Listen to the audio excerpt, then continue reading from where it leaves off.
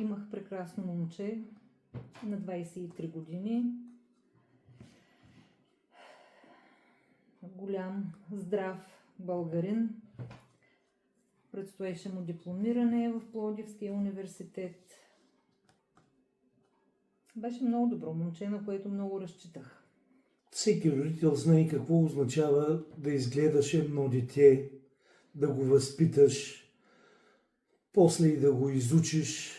Всичкото това вървеше много добре до в момента, когато на 20 март вечерта 23-та година в 21 часа вечерта те тръгват за Пловдив с приятелката си и с още едно приятелче в колата.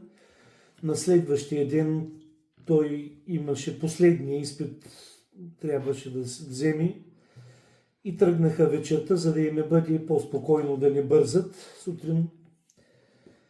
И за съжаление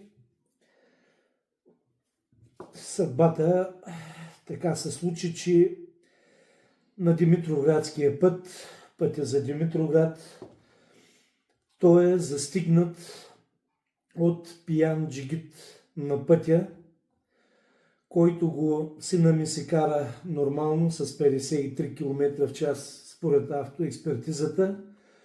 Другия кара с над 120 км в час при ограничение там 90.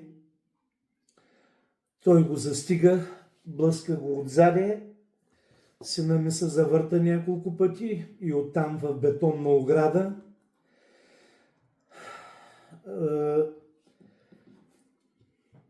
Мозъчна смърт, изпада в мозъчна смърт, пробити бели дробове, счупени ребра, жесток удар, много жесток удар. Слава Богу, че другите две деца им нямаше нищо.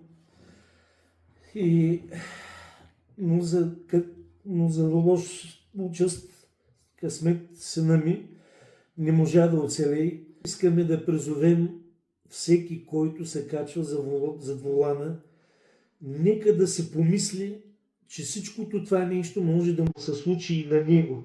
Нека повече никой да не изпитва нашата болка и страдание.